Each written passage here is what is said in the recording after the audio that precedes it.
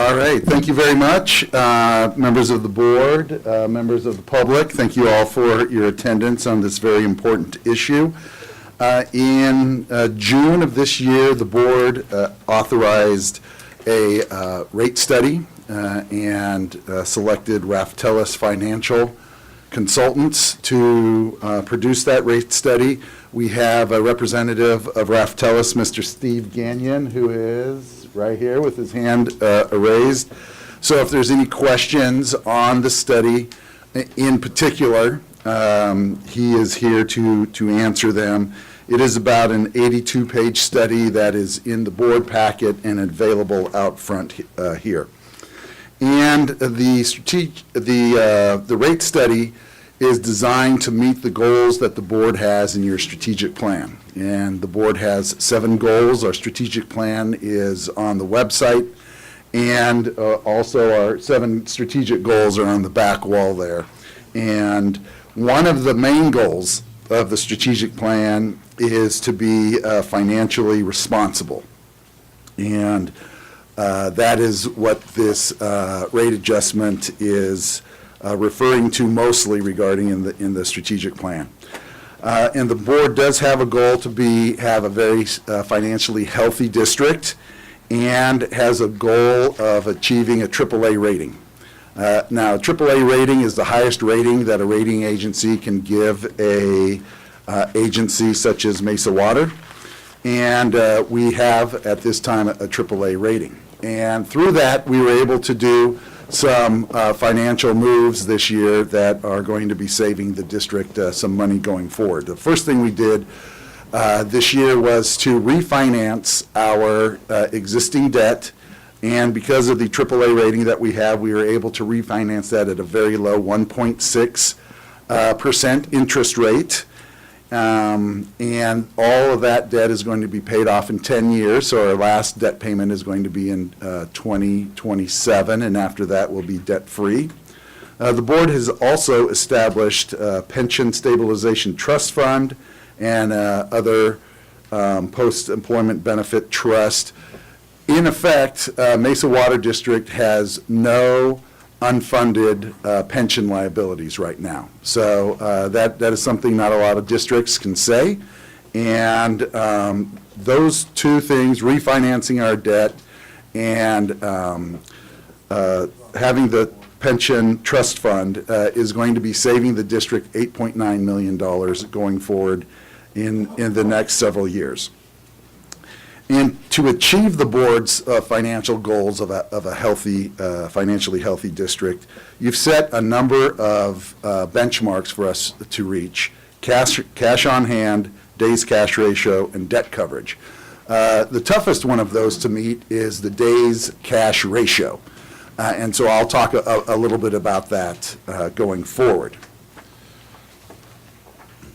The financial items that the board has taken up this year, saving the $8.9 million going forward, did get the attention of the chair of the Board of Supervisors, Michelle Steele. She was here about 2 months ago recognizing the board for what we've done financially. And one of the goals within the financial goal is a commitment to transparency, and as we will find, the district has met the legally minimum requirements for posting for this meeting, but has gone well above to make sure that everybody's aware, and hoping to get engagement and education as much as possible. This district transparency certificate is awarded by the Special Districts Leadership Foundation. And with over 2,800 special districts in the state, only 123 of them, so less than 4%, has achieved the certificate of excellence, and so we're happy to have that. So we are here to talk about a proposed rate adjustment, and there are really 3 main factors that are impacting our financials. All the detail is in the report that Raftellus has provided us, but I'd like to go over the three main factors that are affecting our financials. It's the rising cost of water, it's reduced revenue, and it's cost of living increasing. And these are the order of the importance also. So rising cost of water. We get 100% of our water from the groundwater. We're the only agency in Orange County that does that gets all of its water locally.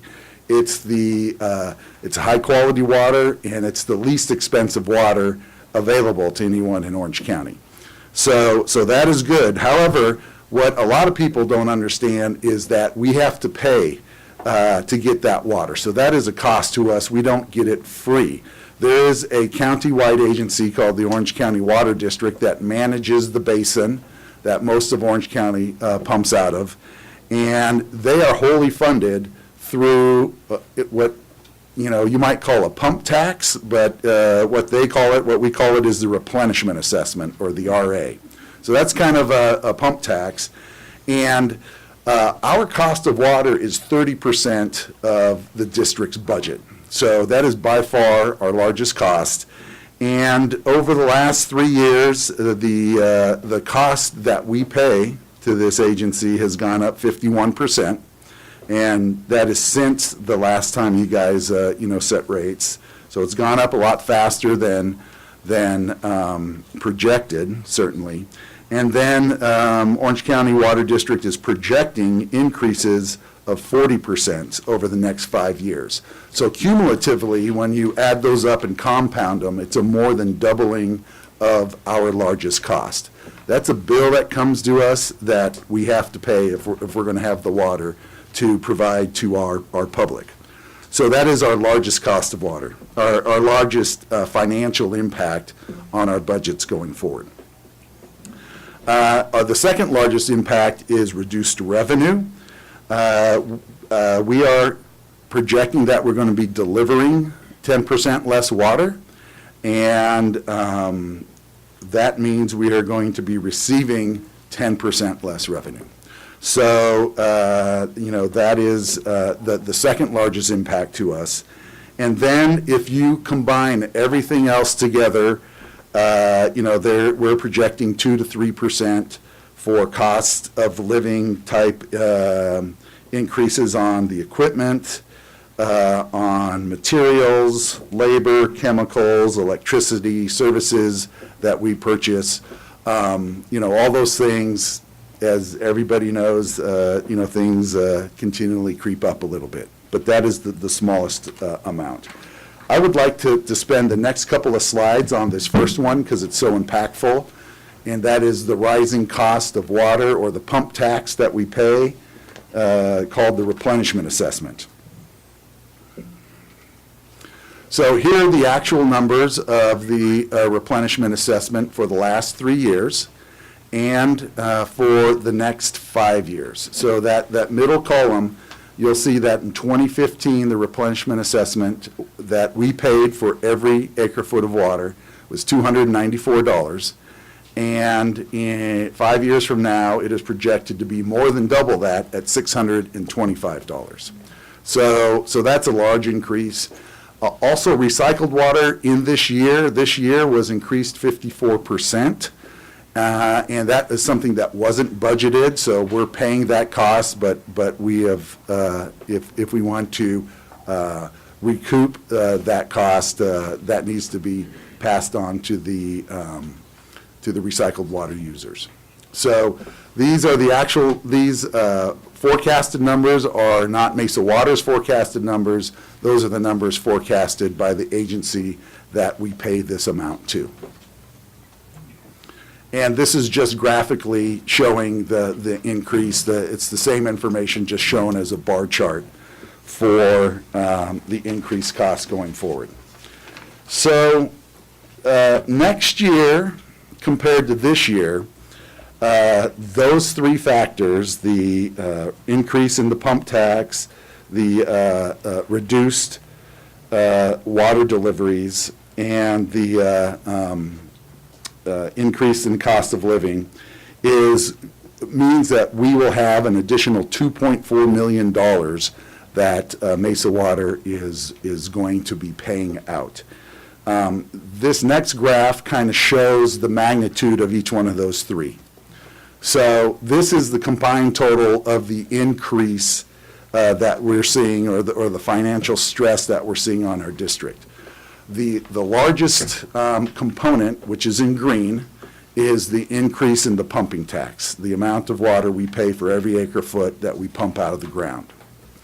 The second largest one, kind of the blue one on the top, that is the lower revenues we're projecting for the lower deliveries. And what we're projecting is basically 10% less deliveries than pre-drought eras. And then the third slice is your ongoing increase in the cost of living.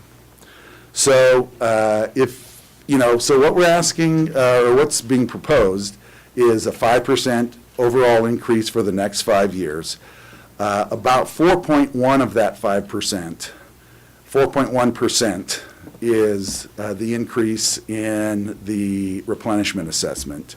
About 0.6% is because of our lower revenues, because of lower deliveries. And then 0.3% is the increases in the cost of living.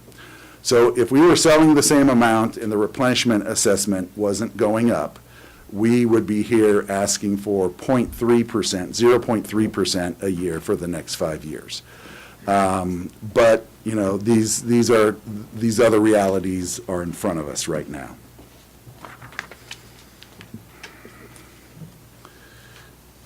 Looking at how we spend our money is the next chart, and this is cut down to water operations, board, capital, and general administration. So water operations, which includes the replenishment assessment, is by far our largest cost. The governance cost that we have, which is the board and all the staff support to support the governance of this district, is less than 1% of our budget. Capital improvements, I know the board is very keen on a well-maintained system, repairing, replacing, and refurbishing our facilities as needed, and making sure that we have no deferred maintenance in the system. That is one of the board's goals. You're constantly reminding us of that. We're doing that. And that ensures that we can maintain service at a high level, and that we will pass on to the next generation a well-maintained system. A large part of that is our capital program, keeping the system in good maintenance. The last 5 years, the board has funded capital improvements about $36 million for the last 5 years, and this next 5 years, we are also projecting about $36 million in needed infrastructure repairs, replacements, improvements to make sure the system is well maintained. So that is ongoing. That's already in the rate structure. None of the increase is needed for capital improvement. I mentioned earlier about the board's desire to have a financially healthy district, AAA rating, and that one of the most important measurements of that is the days cash ratio. So this next slide shows where we've been in the past with the days cash ratio. The board's goal is 600 days or above. And for the last 3 years, we have, actually in 2015 and 2016 and 2017, we were able to meet the 600 days cash. But with these extra costs, adding the budget that was adopted this year and became effective the 1st of July shows our financial strength diminishing. And so this shows what would happen in the future if there was no rate adjustment. And what would happen over the next 5 years, you would see us trending down, within about 2 years losing our AAA rating, And then if this continued on for another 5 years, we would be, approaching a very bad situation that some might call default, but the board would never allow us to do something like that. But this is kind of, status quo, no rate change going forward, what the financials would look like. So in your packet, and sent to every one of our residents, is the proposed rates. And this is up to, but it is up to 5%, an average of 5% additional revenue each year for the next 5 years. In the first year, there's a little bit of difference between commercial, industrial, and residential. The residential is about 3.5% the first year, and the commercial and industrial is a little bit more. And that's just the numbers that came out of Raftellus' studies. We are compelled by law to charge each customer our cost of providing them water. So it's not like we made a policy decision to charge them more or these folks less. That's the way the numbers came out. But in the subsequent years for residents, it is about 5% total increase for each year.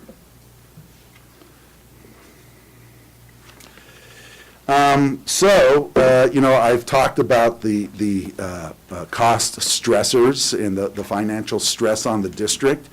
When we've been out talking to the public or, talking to folks in the grocery store or whatever, there's always the very credible and appropriate question of, okay, you're asking us to contribute. What are you guys doing to cut? What is Mesa Water doing to keep costs down and to be efficient? And folks really want to see that.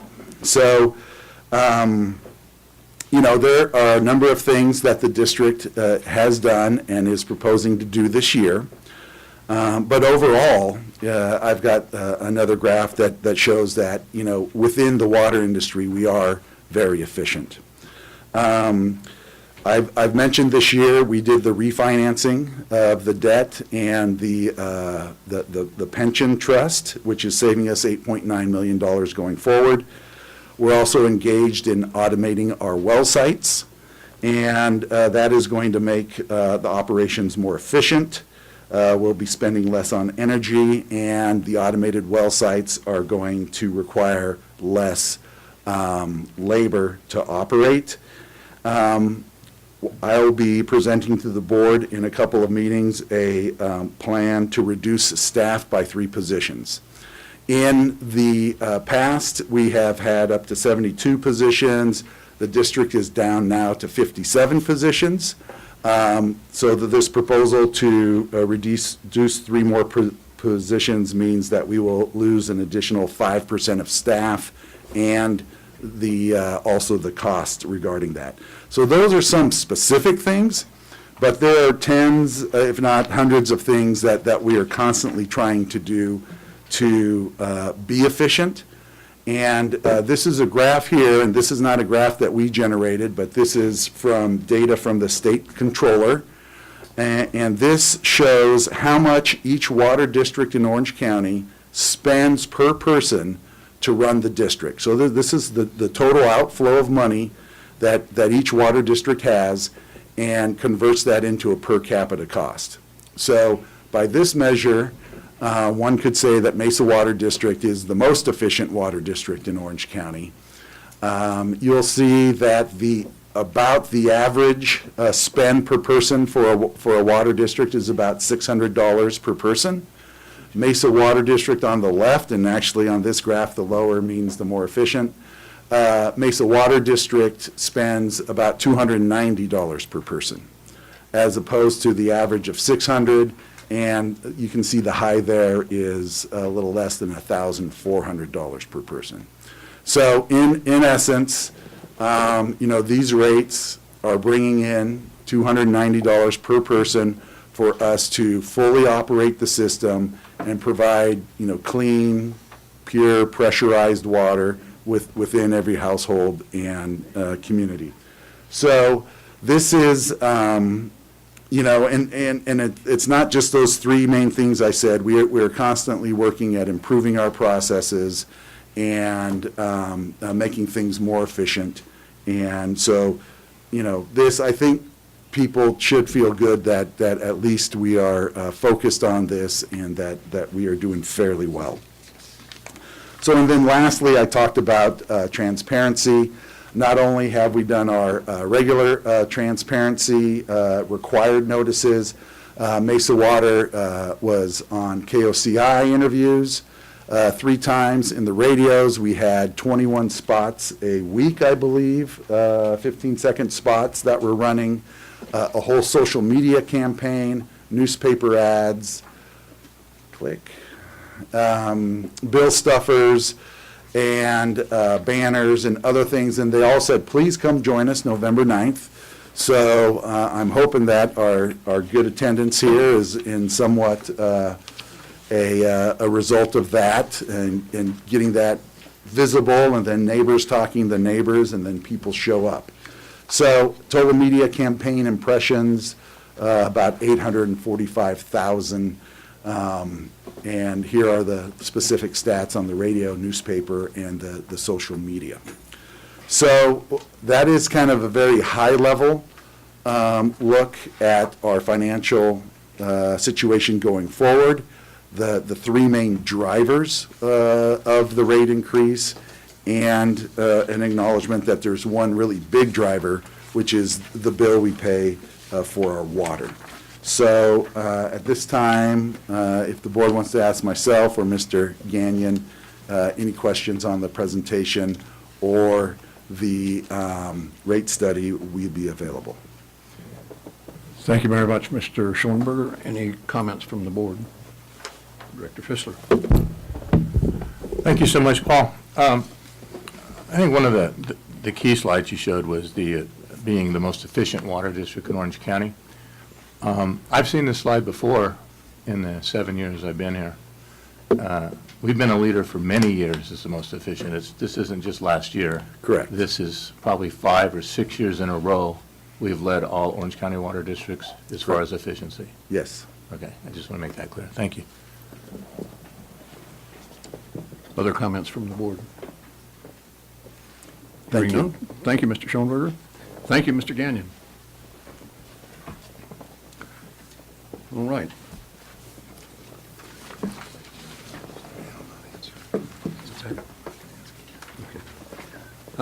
Now is the time for the public hearing on the water rate increases. So members of the public will be invited up to address the board with your concerns or comments.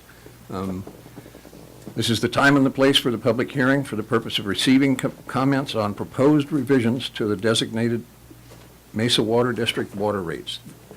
There will be 2 opportunities tonight for the board's discussion, both before and after the public comments. Ms. Garcia, can you please confirm that the notice of public hearing has been provided?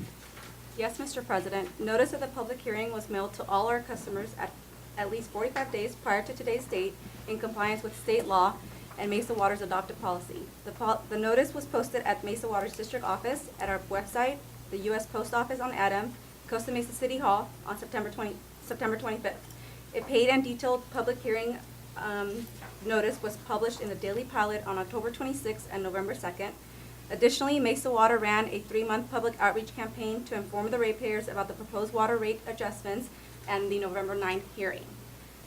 The campaign consisted of digital, mobile, social, and printed materials such as the Prop 218 mailer, bill inserts, and banners. Advertisements ran in the newspaper, online, and on KOCI radio. Information was also printed in Mesa Water's own media such as bill messages, newsletter articles, and a dedicated website page on our website. Mesa relations were conducted with local reporters and the OC Register and Daily Pilot with multiple press releases earning media publicity. Thank you, ma'am. I'll now open the floor for initial discussion by the board. Are there any further comments or questions? Director Fissler. I would just, I don't see a lot of faces out there. I see a couple that have come to our water issue study groups, and I've talked with at length, and glad to see you, and the rest of you, thank you so much for showing up. I just want to say on my behalf that I've always had a passion for our city. I have 18 years of working in the city on government items. I've been a Parks Commissioner for the city. I've been a Planning Commissioner for the city. I am the current president of all the independent special districts in Orange County. That's all the water districts, cemetery districts, libraries, vector control districts, sanitary district. I'm the president of all of them. I visit them all. I know their finances. I'm also elected by the special districts to serve as their representative on the Orange County LAFCO, Local Agency Formation Commission, where we study consolidations, inefficiency, and deliverance of government services. Recently, I've joined the Orange County Commission on Community Development, Housing, and Homeless Issues. I also chair the City Finance Committee. I'm on the board of the Chamber of Commerce, and I'm on a lot of more minor committees, but I'm very involved. And I just want to say it was a lucky day for me when I joined this board. I can honestly say this is the most dynamic, intense, visionary, and relentless group I have ever worked with. We all recognize that one of the paramount responsibilities of government is to provide for public safety and welfare. As a board, we've made sure that Mesa Water builds a healthy community, and that is what we're here about tonight, building a waterful future together. And I look forward to hearing your comments. Other members of the board? All right. At this time, I'll open the public hearing for public comment. It's requested that any person wishing to address the board on this matter, when you approach the podium,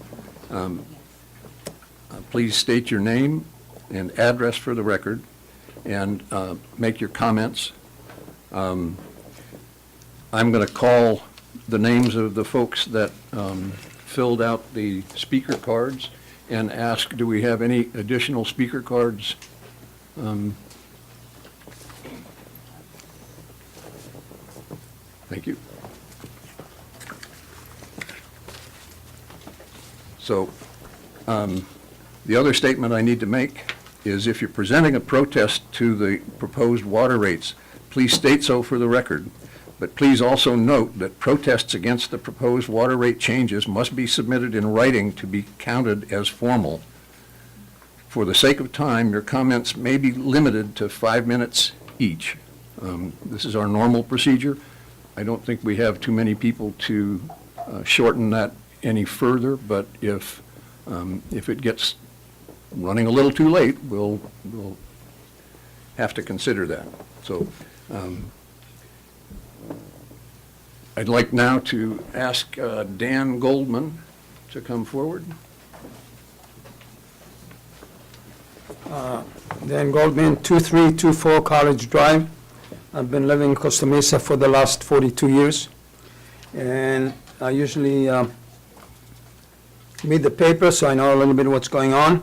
I still have a bad taste about what happened a few years ago when you changed the name to Mesa Water.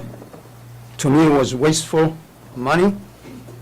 The district spent too much money, probably around $100,000 at that time, to change the logo, to paint all the trucks, to change all the paperwork, and I don't see any reason for it. What Shakespeare say, what is a name? There's nothing, whatever you make out of it. And you have a lot of different companies that have funny names, Yahoo, Alco, Amazon, came out, et cetera, et cetera. What difference does it make? So I really still have bad taste about a waste of money that happened a few years ago.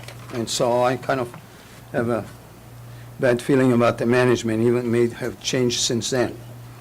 Recently, there was 10 main water broke, right? Correct. And I understand it was too much water pressure, whatever, somebody either didn't watch it or the system broke. But what I really resented was that in LA, when they have a water main break due to too much pressure, they admitted we had too much pressure. When it came in the Daily Pilot to explain it, by the district, they say, well, we have to study the different pressures and different system and all that. All you had to do is say, too much pressure, main broke, okay, system didn't work, and that's it. So I don't see, why you have to wishy-washy it when we read the newspaper and we can read for ourselves. So that's not good management, okay? Why there was not pressure monitoring, I really don't know. But that's another bad feeling that I have. I'm really impressed with the study that was done for the rate increase. Okay, I just saw it.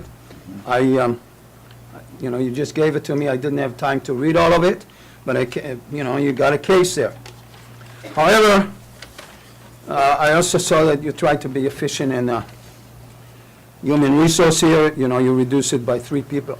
But the same way that you had a study by engineer and about the water rates and everything else that needs to be done, I think to show that you're really efficient, maybe you should get outside help in analyzing the way the district is run by manpower, to see if you really manage the 57, whatever 60 people that you have correctly. And I think that would be a great idea for the board too, to authorize it, to see how well you run, even though it looks like you run well. Okay, I really appreciate it. Thank you. Thank you. I am Bob Uten. I live at 2846 Tobago. I've been a Costa Mesa resident since 1984. I want to compliment Mesa on some of the things they're doing. I have a few issues. First, I think the board should, and you tell me if I'm wrong, note that the actual rate increase is 6.3% because you had a 2014 to 2018 rate increase, and at the end of that, January 20th, 1918, you had a 3.73 rate increase, and that's in your rates. This rate increase starts in January 20th, 2018, and it has another, and this is what you told the public, it was a 3.89% rate increase. So the total is really 6.3% in 2018, not 3.89%. And basically, I think Mesa is a well-run company. Carollo Engineers did your strategic infrastructure plan in 2013, and they identified upwards of $300 million worth of improvements necessary. They also identified 85% of your pipes need a lot of help. 75% of them are asbestos cement pipe, which corrodes from the inside and then corrodes from the outside. The industry hasn't used that pipe for 25, 30 years because it was deemed, well, there were some spectacular failures of this pipe. And as it ages, you're going to get more breaks. And I think having 9 breaks in recently, no one from staff ever told me, or I couldn't find anywhere, whether that was all asbestos cement pipe or not. And that would have been a simple thing for you, to own up to. You've got a lot of opportunity, and I think you have a rate plan in place to take care of all this pipe. I was amazed. I'm probably the only one here that's called a director that read all the Arcata studies. I think management did. And when they saw in the last draft of the Arcata study, I think there was sticker shock, and it was a come to Jesus kind of moment. They projected, and that chart was taken out of the final report, they projected $120 million in debt, which was $8 million a year.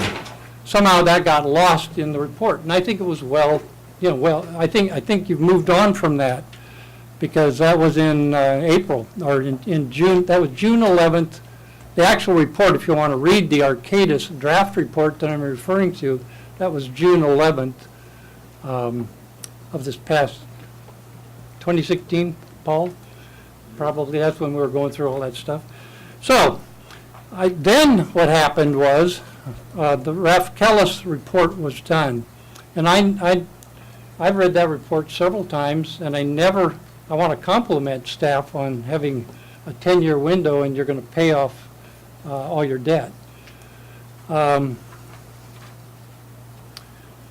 They did design a 10-year plan, and that plan is going to generate it's a 10-year plan with 5% per year rate increases through 2027 or whatever the 10-year period is. And that'll generate about $100 million. And I think that's the dollars that actually is going to be needed, projected through the Carollo report and the Arcadis report, going to be needed, to modernize your infrastructure. And Paul said, you want to have modern infrastructure. I'm sure he and I don't know how you're ever going to replace 75% of the pipelines in the, you're going to have to tear up every street in the county so far, every street in the city, in Mesa's district. Can you wrap it up, Mr. Rubin? Oh, yeah. So I gave you a chart that shows where I got the data for the two rate increases of 6.63, the real rate increase in 2017. And I've given you directors my notes, and I'll be available to answer questions later. Thank you, sir. Good evening. Ralph Tabota, longtime resident, 1597 Minorca Drive. A couple questions. Listening to the presentation by the general manager, talked about you just recently refinanced debt at 1.6, and then in 10 years I'll be paid off, and in 10 years you'll have no debt. We talked about $36 million of capital improvements over the next 5 years. Question, where's that $36 million coming from? And was any of the debt that was refinanced used to pay off the unfunded liability? Because now you're saying you have zero unfunded liability, you had some, did you pay that off with the debt? At this point in time, I'm against the increase. I understand that Orange County Water's raising rates on you, but I'm also on the City Budget Committee, Finance Pension Committee, along with Jim. I'm the vice chair. And I'm going to say the same thing here that I would tell the city. I have concerns. I guess there was recent pay increases by the board that you voted for yourselves. The general manager is the highest paid general manager of all public agencies in Orange County. The millions of dollars that you have in the bank to get the credit rating of AAA, which is good. I appreciate the fact you have a AAA credit rating that reduces your borrowing costs. Understand that. But if you're not going to be borrowing any more money, which was the statement, once you have this debt paid off, then do you need the AAA credit rating? Take some of that money that you got in the bank and use it to offset some of these higher costs that you're going to see from Orange County Water District. So I'd say the same, like I said, I'm going to say the same thing I'd tell the city. At this point in time, I think you can make some additional expense cuts, some financial changes, so you won't have to mitigate some of these rate increases. I know you're showing yourselves as the lowest cost water agency in the county, but that doesn't mean there's still not improvements that you can make. Thanks. Good evening. I have a couple of simple questions, and just a side note, it was not the media campaign that got me here. It was this that said proposed water rate change. So, I would like to file my protest to the rate increase. Does my speaker card count as written protest, or do I have to actually write in a letter? You can write it on the back of that sheet right there. Thank you. Very helpful.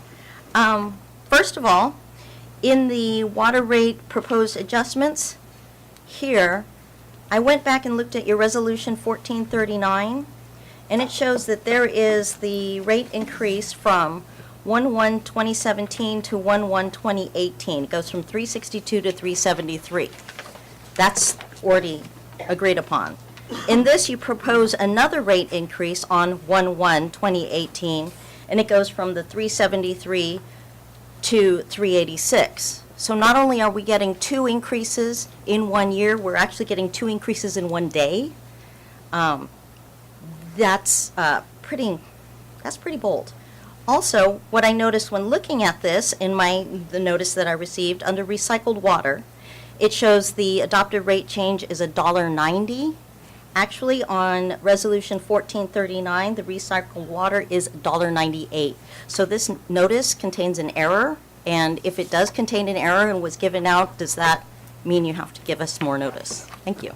Jeff, my name's Jeff Chapman. I actually own 3 properties here in Costa Mesa, and I've lived here for like 35 years. There's a few issues I have. One here is in reading this on Section 4.1, it says this study period is from FY 2018 to FY 2027. Various assumptions and inputs were incorporated into the study based on direction from district staff and Rafaelis recommendations. But it's assumptions, and I think assumptions are a pretty bad thing to base something on. And I'm against the rate increase. You've also, during the drought period, when we weren't watering our lawns, we had an increase in our rates. After the sprinkler systems were all allowed to be turned back on, my water bill's gone up $100 every 2 months. My regular water bill is about $200 a month beforehand. Now it's $300, well, not a month, every 2 months. But it's gone up 50% already. And over 3 meters within the city, it's a significant increase. And I don't think that that's incorporated into this study. I think everyone's feeling a pretty significant water increase if you look at the fact that during the drought we all cut back, and then now you've got a rate increase on returned water usage that is now in effect. Everyone's allowed to water their lawns and use water like they were before, and I don't know. I don't see that as a reduction from the public. It's back to normal. There's a few other issues, but anyway, I just wanted to say that I'm kind of against this water increase, and I think that it's a little bit excessive. It could be a smaller increase. Thank you. Hello, my name is Karen Mack. I live at 2858 Boa Vista Drive for nearly a quarter of a century. I have several points. I'm going to make each one very brief because I just want to mention them. First of all, I did notice in reading the lengthy report that 5% was projected out for 10 years. When I had put something on a forum site, I was basically told this is vision, and that it was projected out up to perhaps 80 years or something of that nature. That's fine, but the bottom line is we're being asked for a 5-year increase in perpetuity, sorry. And I know that word, I write it a lot. In perpetuity, because literally it's going to be 5%, and then in 5 years, we're going to be asked again, 5%, in 5 years, 5%. There's no adjustment here. I'm not sure how 5% is justified for the next 80 years. Social Security was just increased on October 13th of this year, just 2% for cost of living. There are adjustments yearly. I'm not sure about this 5% every single year. I disagree with that, though I did say in one of my responses, which I tried to be as respectful as possible, and I think it's a good idea for all members when they're on a website that's a neighborhood website to be respectful of all people, that I do understand an adjustment needs to be made. I just don't agree with the 5%. You're eliminating 3 positions. Which 3? What pay grade scale are they going to be? You went from 72 to 57. Were these the people that are doing the work out there in the streets, or were these the people that were all making over $100,000 per year? The notice, in my opinion, and I was very vocal about this, should have said something to the effect in Spanish, this rate increase. There is a rate increase. Respond, call this number. Instead it said important notice. How many times have you received something and it said notice in the mail and you just toss it in the trash? So you have 40, what is it? I had all the numbers with me before, but we have a very large Hispanic population. I felt like they were being left out of this because a number of them don't speak English. A number do, but from our 2015 census, we are a minority-majority state. And we have 56,935 white residents, 40,402 Hispanic residents in Costa Mesa alone. It's very important that all people are included. I understand you can't send something out for every language, but Spanish is the second most spoken language in all of the state by millions of people. The last point I wanted to ask about is, I noticed the reserve fund triples by 2027. Is that the 600 days requirement? Thank you. Good evening, Al Morelli, 35-year resident of Costa Mesa, and one of the finalists for the board member. Unfortunately, I wasn't appointed, so I just want to be sure that I mentioned that. One thing that I mentioned before, and I'm going to mention it again, and I requested it, regarding the cost associated with the Mesa Water and the Sanitation District, and I know a lot of money has been spent on it, and I think the public need to know how much money has been spent on that activities and how is that related to the overall total budget. So I think we haven't heard about that yet. But again, under the Public Record Act, I think everybody is entitled to it. But in the name of transparency, I think we should agenda that item and make it for public awareness.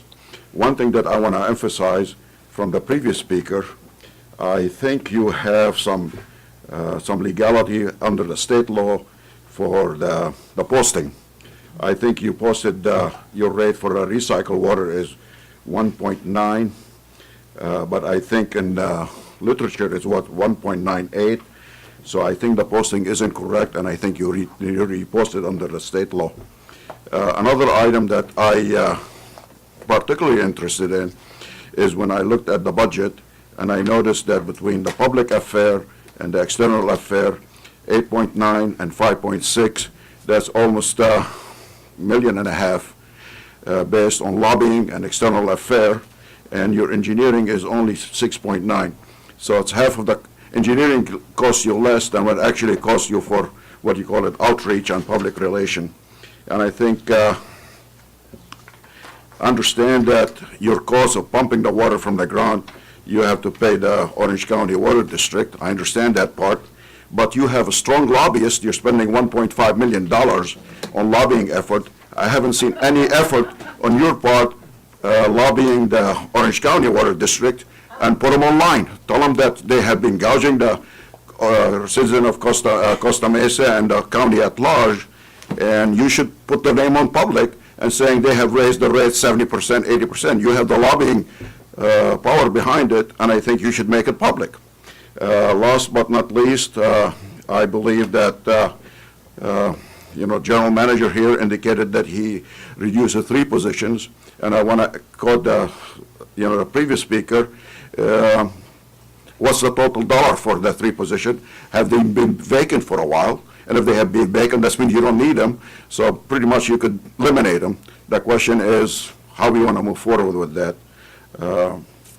I'm against the rate because from my perspective, and I think you heard it from the previous speaker, you spend a considerable amount of money to analyze what the rate should be and how the increase should be.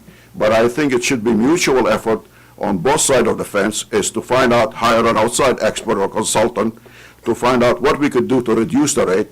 And if you could demonstrate that basically you're doing, this good faith effort on both sides, I think probably the rate could be justified.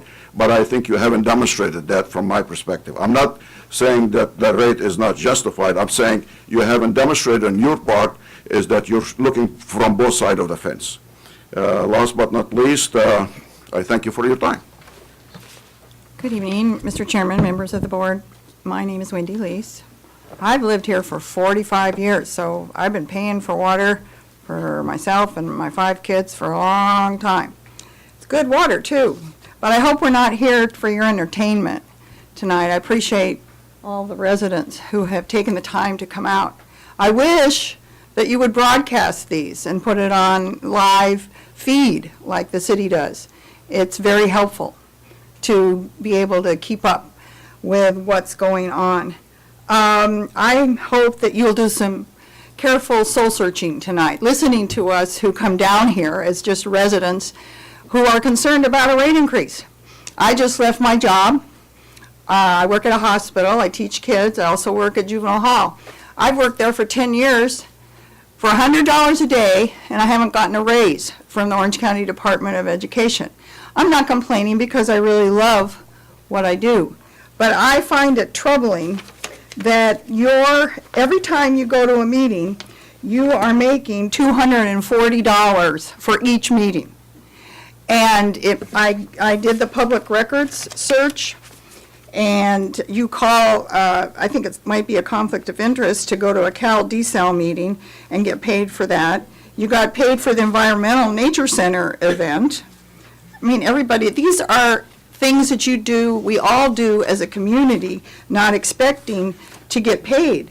I don't know why you get paid for meeting with the general manager or the assistant general manager, or meeting with somebody named Whittingham, here's a Goodwill meet and greet.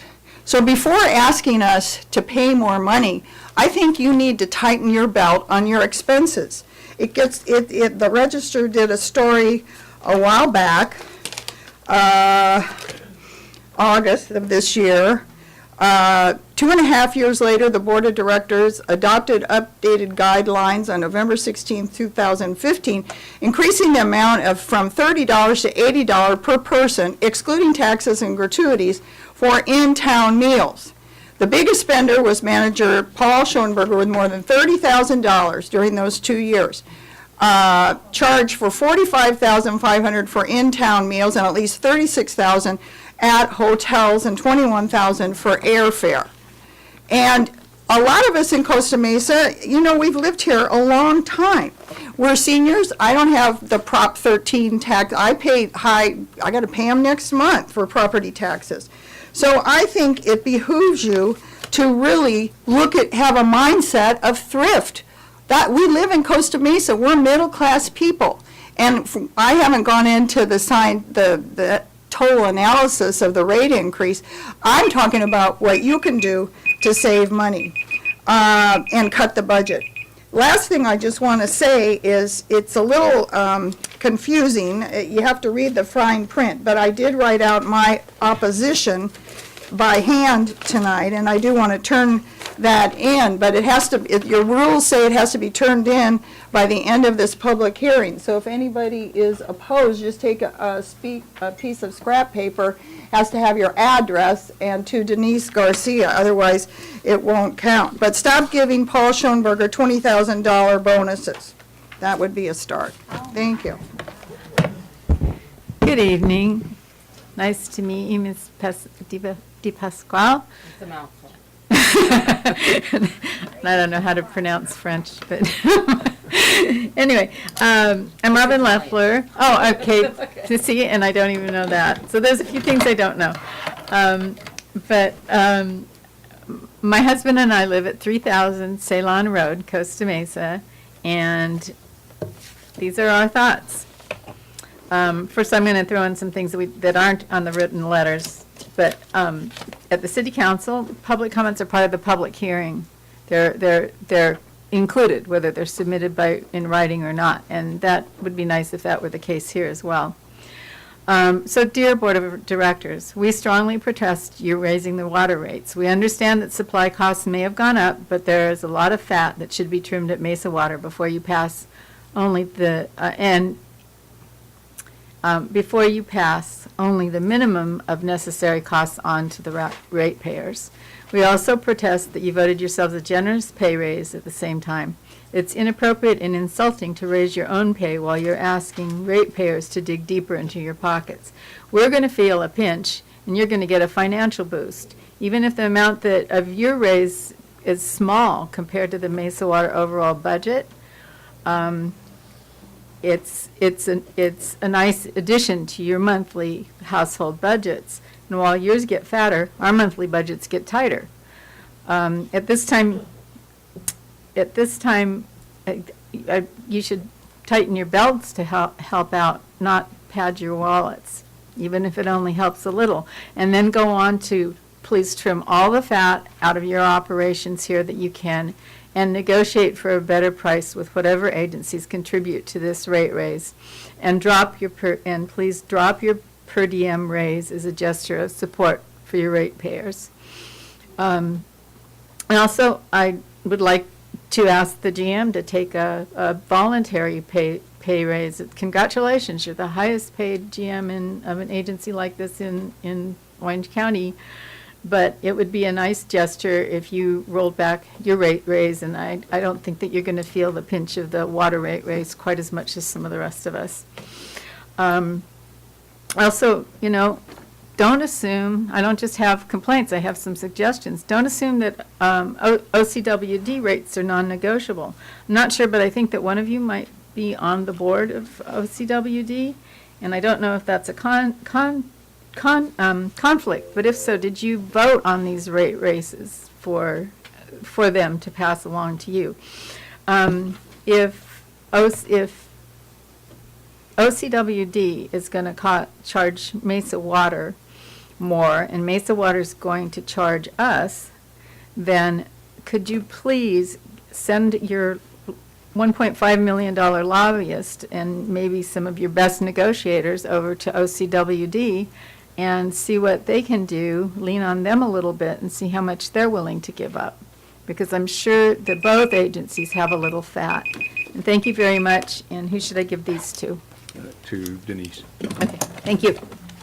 It's Mary Tangden, and I have done the water issues study group in the past. It's probably been a couple years now. I've gone around the neighborhood and I've looked at how hard it is for some of my neighbors to pay for the water. Their lawns are brown. They haven't watered this summer.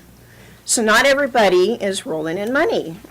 And I find it curious that the water district is not trying to help us to save money. It's just take. And I would like some help from you guys. I did some research, and this is just today. It didn't take me very long. I said, basically, how can you save money on water? And I found this. It's from the Los Angeles County Department of Public Health. It's a publication that was completed in February of 2016, and it's titled Guidelines for Alternate Water Sources, Indoor and Outdoor Non-Potable Uses. And there's a lot of water that we can reuse that you're not telling us about, that is absolutely safe to use. And for those people that can't afford to water their lawn, they can actually use some of the water that they're bringing into the household a second time, and they can use it to water outside.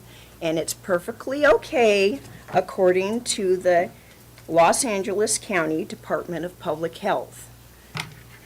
Specifically, we've been told, you can use rainwater to water outside. Well, yeah, but how often does it rain? I mean, seriously, and it's a joke. I mean, that is not helpful whatsoever. But every single day we have gray water coming into our house. Every day. Think of all the water you are using. Did you know it is okay with absolutely no restrictions to use gray water? And this includes, gray water refers to wastewater from bathtubs, showers, bathroom wash basins, clothes washing machines, laundry tubs. All of that is perfectly safe to use to water your lawn, your plants, your trees, anything outside. It says untreated gray water is good for mulch basin and subsurface irrigation. Now, I would like to see you guys helping us out instead of making life more difficult. You know, we're struggling, and you're supposed to be helping. Thank you, Mary. Okay. Well, good evening, Board. I recognize one person there, Jim Atkinson. In fact, I worked for his campaign in the city, so did a lot of And I walking thank for you him. for Got it. some flyers out for him, so that's a good thing. And, but I'm here really to protest the rate thing for a lot of reasons, and most of them have already been said by the three speakers that gave their speech. They had the numbers and everything. And the gentleman here that didn't have the numbers, I don't have the numbers, just a couple here. But I am concerned about that for my own purpose. I've noticed my own water bill has gone up that rate. And I understand that the most, I wasn't here at the beginning here, but Paul, you outlined the three factors there of the reason for the cost. The biggest one I got was that it's the cost of the water there that you have. But it seems to me, the one gentleman mentioned the branding, and I think that really costs a lot of money here, and I'm not so sure that was necessary to do. It's such a small water district for one reason, and that didn't make a lot of sense to me, and I've heard that, that cost a lot of money, as well as the budget for the people, the lobbyists and so forth. Maybe you can use that. I think there was, what, 1 million that you have there. And it's great you have the AAA rating. And I've been following the other thing that I knew about was the sanitary commission. They seem to have conserved their money. They have the money there. And one thing that was interesting about that was you accused them of not even having a rating. Well, you don't need a rating if you don't own any, if you don't have any debt there at all. So that's basically so. And I've always admired Mike Schaefer, great guy, and I just feel I could trust him in the more. So I know that's not really an issue with the whole thing, but that was part of the reason as well. Again, I just want to say that the three speakers here that before said most of it. A couple of people, former councilman Wendy Lease, and also Robin Leffler, who has been responsible for the grassroots organization of CR for responsible government. CR, and I know Jim knows about that organization. So anyway, I'll leave it there. And so again, I just want to go down. I'll try to write it out that I'm just going to protest the rate. Thank you. Lance Thompson Hailstone, 1102 El Camino Drive. And I'm far from the smartest guy in this room. One of the smartest people I've ever known is sitting right there with a striped tie, and he's my neighbor, and I consider him a brother. But I do not agree with this rate increase. And, sir, I'll be glad to fix you a sandwich anytime you want for free, and I make one heck of a good sandwich. So you can save some money there and give it back to us. I only knew one guy in my life. I should take it back a couple, because I worked in an industry that had a lot of people who charged a thing called vigorish.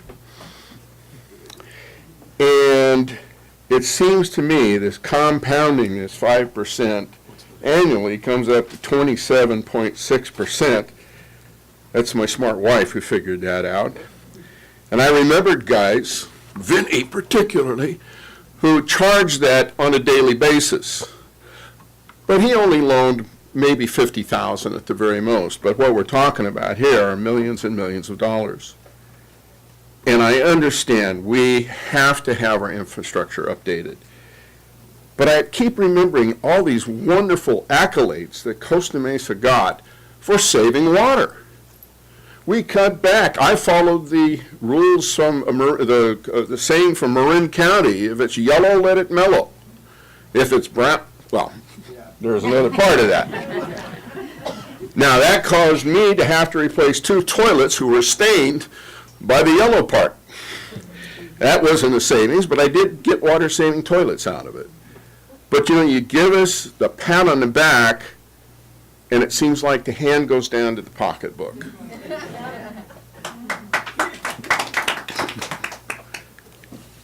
And it's just not right. And now, I understand, you've got guys in here, as I say, who are a lot smarter than me, the independent consultants, and I know they make a lot of money, but doggone it. It's been said before, and I'll say it again, you got to do something for us. And because a lot of us are on fixed incomes. And tighten the belts. Everybody. I've had to do it, and a lot of other people have too. I have great respect for this board and this water district. I've taken the classes. I've drunk the recycled water in Fountain Valley more than once. And I'm proud to be a water ambassador to people when I hear people talk about how lousy the water here is in Mesa. And I tell them they don't know what they're talking about. I drink it every day out of the tap. And I love this city, and I love what you guys have done in the past. Keep that part up. Thank you. So I hadn't, Question and answer period. There can be. No? okay, so I had no intention of saying anything tonight. I just came to do my protest for the water rate hike. But then you start listening to people and things spring to mind. Like, for instance, this summer, when all the water mains were breaking, and I go over to Ready Rental, and in comes this guy I know who's a really great plumber, and we start talking. They called him in an emergency basis to help fix the water lines. They called in quite a few plumbers from around town. And then we start talking, and I say to him, why are these, he said, well, they're the older water lines that are snapping and breaking, and the conversation gets involved because it's all the stack of shacks that have been built on the west side. So the Placentia water main broke, if I got that right, and then one off Bernard Street and one off Orange. They were all the oldest neighborhoods in the city that were breaking. So all this money that you're spending on lobbyists, well, I hate lobbyists anyway, and why does the Mesa Water District need lobbyists? That's a whole other story. But why aren't you using this money?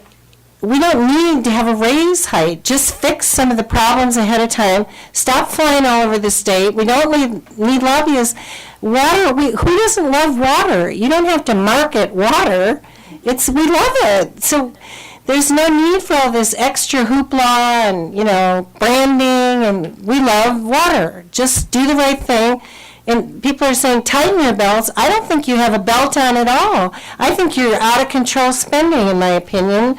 And I oppose this rate hike. And also, there's 2 districts that are up for re-election, if I've got this correct, in 2018. So if you don't lower the rates, we'll find somebody who will.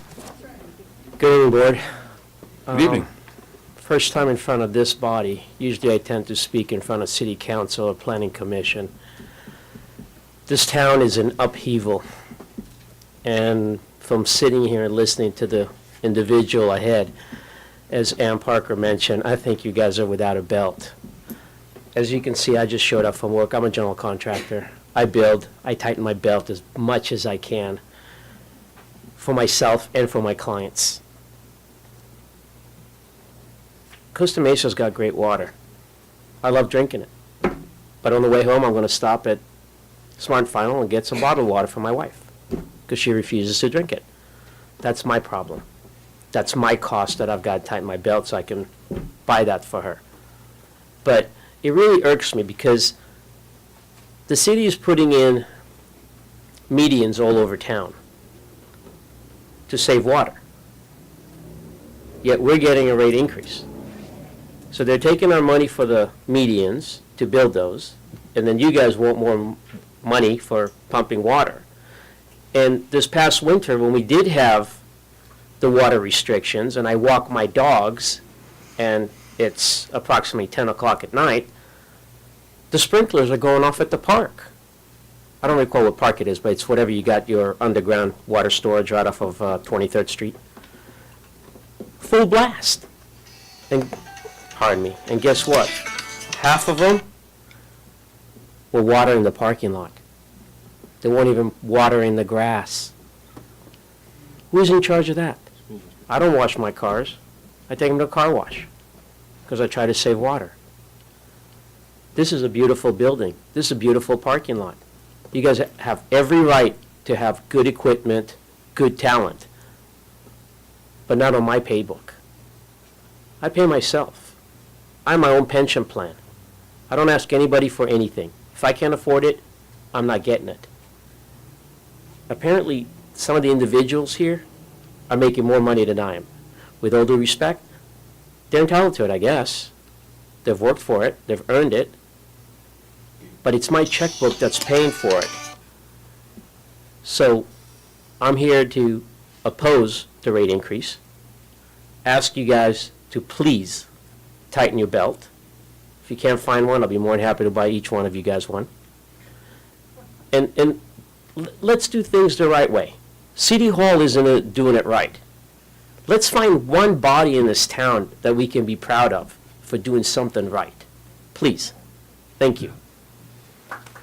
Thank you. Maybe I won't be last after all, but it'll probably be close. Okay. As stated, I'm Ed Gilmed. I'm a graduate of the Water Issues Study Group, and I have been monitoring the Mesa Water District for over 35 years. That's a long time, folks, 35 years of watching this water district. None of the serving board members were around when I started, and Director Ozone, sitting over there, the engineering marvel, came later. It's great that you people came to the public hearing. Your comments won't have any effect on the rate increase because you need a customer majority, but you can educate yourself on the big problems in this water district. The water district is seriously flawed. The water district personnel are snake oil salespeople, and they speak with forked tongues, just like the banner on their water hose snake. They are big money wasters, and they waste water, and I will tell you why. Money wasters. They wasted $20 million of our money when they had to scrap the ozone-colored water treatment plant after only 3 years of full operation. They then borrowed another $25 million to build the water reliability plant, membrane filtration, that only operates a few months of the year. They wasted over $500,000 during the last election to take over the Costa Mesa Sanitary District, which is involved with the water waste that I will talk about. Someone in the audience should submit a public information request for a 10-year history of the water district consultant and legal expenses. I expect you will see a very steep graph of constantly increasing consultant and legal expenses every year.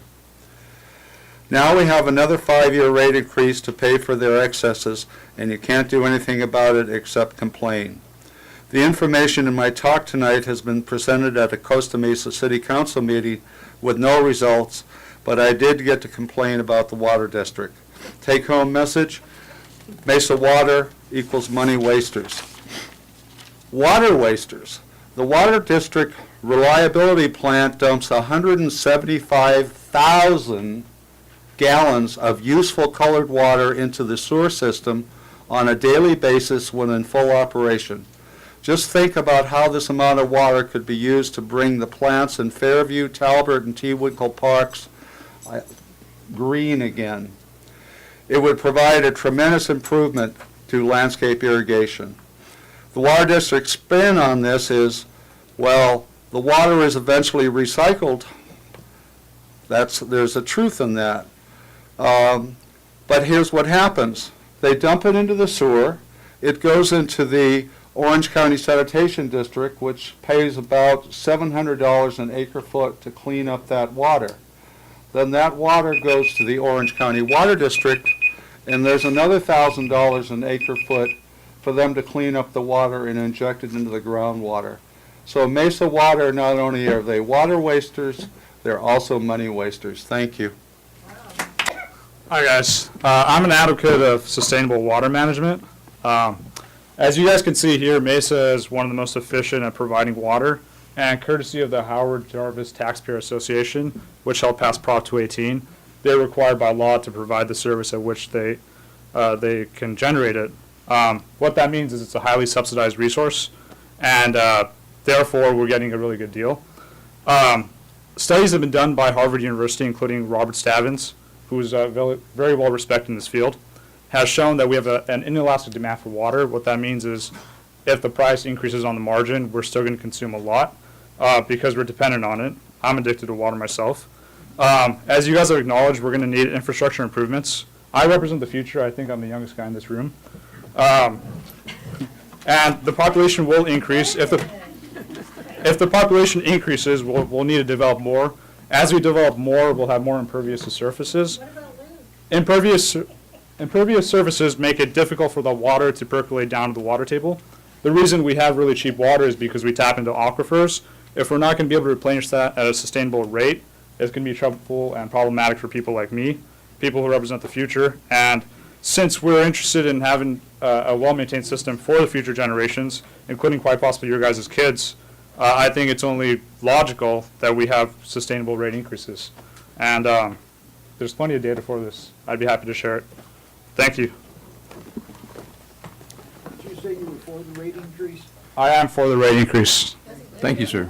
Are you a district water user? Where do you live? in Costa Mesa. You live in Costa Mesa?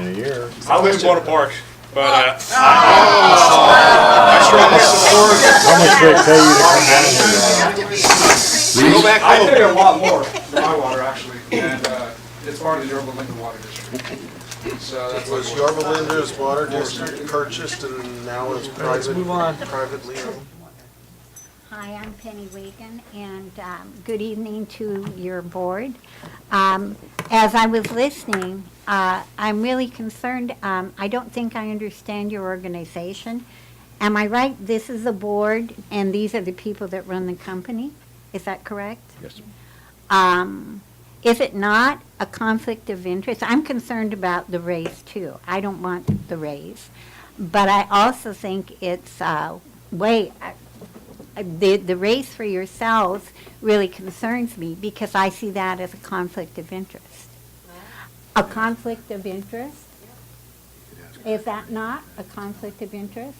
I am on a board of a nonprofit organization, and I'm really, really concerned about this particular thing because someone took off with a bunch of money, and there was somebody on the board who both worked for the company and was on the board. Clear conflict of interest. I don't understand what kind of corporate design you have and under what laws you operate, but I don't think it's correct. I think it's a very bad thing. It's the same as our legislature giving themselves a raise. It's the same as our Congress giving themselves a raise. It's inappropriate, and it is a conflict of interest. Under circumstances, I don't see how you can see it any other way. And for this gentleman to go out and have an $80 meal on per diem, that's inappropriate. I'm sorry to say that to you. I would never do that. I work for free as the chairman of the board of the company I'm with. It's a nonprofit organization.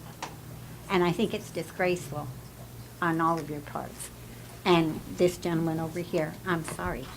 I'm very sorry. Thank you. With that, I'd like to direct a question to our attorney. This question from the most recent speaker, Ms. Wigand. Would you help us understand whether there's a direct conflict for the directors on this board? Please. Mr. President, let me introduce myself. My name is Robert Anslow. I'm a partner with the law firm of Bowie, Arneson and Wiles. Could you and- speak up, sir? And we have represented Mesa Water since 1982. Mesa Water is not a for-profit corporation. It is a county water district that operates under the provisions of the Water Code as set out in the California legislature. One of the things that Mesa Water board members operate under is the conflict of interest codes set out in California law. And what those codes say is that any member of a legislative body, be it a city council, be it a water district, or other type of municipal corporation, can vote on something that affects them to the same extent it affects any other member of the public. Otherwise, you would not be able to have anybody within the district vote on a water rate increase because they'd all be subject to it. So, no, there is no conflict of interest in terms of the members of the board voting on a water rate change that will affect them the same as the other members of the public. Yeah, I think her question was directed at us voting on compensation for the directors. The legislature has specifically given power to this board to vote on board member compensation that is subject to referendum as set out in the Water Code and the Government Code. So, no, there is not a conflict. It is a specific statutory legislative pathway. Thank you, sir. Thank you. Yes. I think I got to close the public hearing first. All right. Seeing no more cards, having no more cards, and no more discussion, we'll close the public hearing at this point. Now, back to questions and comments from the board. Director Bachmiller. Thank you, Mr. President. So one of the speakers, I forget exactly who it was, but one of the speakers, and it really doesn't matter who it was, it's a public point of information, requested information regarding the pipelines. We had a very unusual situation in which we had a number of pipes suffer fractures. At the public meeting, the Engineering and Operations Committee, we received information regarding these failures. It's truly unusual in Mesa Water to have failures like that in a short period. So there had to be something. Staff and a third party investigated it. We always do a root cause analysis. What it appears to have been was a faulty sensor, and that sensor has now since been replaced and a new system installed to reduce the chance of a future event. For information regarding, someone was talking about earlier about the AC pipe. Yes, 75% of our water lines are installed by AC pipe. These are pipes that we inherited and are now looking toward replacement. We fund the district $36 million a year for the purpose of over time replacing the pipes. Obviously, we need to do that. We're not raising the rates to do that. It's already baked in. So to detail the failures, there were a 4-inch, a 6-inch, and an 8-inch asbestos cement pipe which failed, and 5 cement mortar lined and coated steel pipes. So that's cement mortar made out of Portland cement, lining, and then it's concrete coated and buried in its steel pipe for the pressure carrier.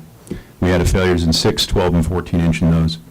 Of those that failed, the majority were pipes that were installed in 1951 to 1953 before this district was organized. The others were more recent, but still distant from this present day period of failure. Somebody was talking about gray water.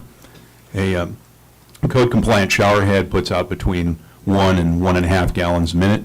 That's about the equivalent of a single water sprinkler on your lawn. So if you have 8 water sprinklers on a small lawn, you're running about 12 gallons a minute. So if you run your water for 15 minutes, it's something like 180 gallons. That would be a very long shower in need to equal that. And that's not just so you get a magnitude of the water that's used outside. Typically 2/3 of the water used in a residential structure in Costa Mesa, single-family homes, is used outside. More modern structures, condos, things of that sort, such as I live in a condo, we use very little water outside, but that's just the nature of the land in Costa Mesa is largely single-family homes. Do we, see, regarding the $1.98, $1.90 issue, the $1.98 issue is that was a published historic water rate. Mesa Water analyzed this and determined that we needed to charge only $1.90, so we reduced the rate to $1.90 in 2018. And now, with subsequent analysis and the surprise rate increase from the Orange County Water District, we've had to adjust the rate again. It's a pass-through. serves large landscape irrigators in the city, not single-family residences. A speaker mentioned that Mesa Water drops 175,000 gallons a day out of the Mesa Water Reliability Facility, which ultimately makes its way to the Sanitary District and then Orange County Water District. That's out of 8.75 million gallons that we send to the citizens every day. So it's 2%, and of that 2%, 85% is ultimately recycled. So it's a very high rate indeed. 99.7% of the water that we end up pumping out of the ground is ultimately delivered to the ratepayers in the form of potable water. So no, Mesa Water does not waste water.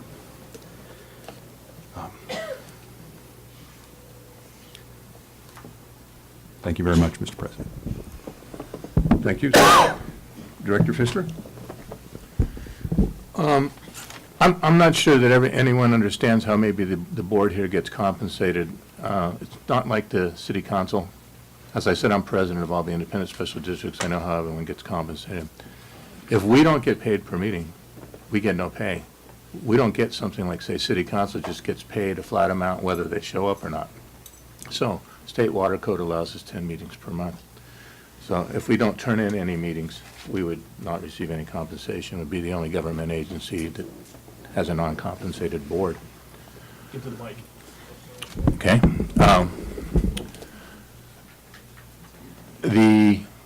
A couple facts, well, not facts, a couple statements that I would disagree with are that we gave our general manager a $20,000 bonus.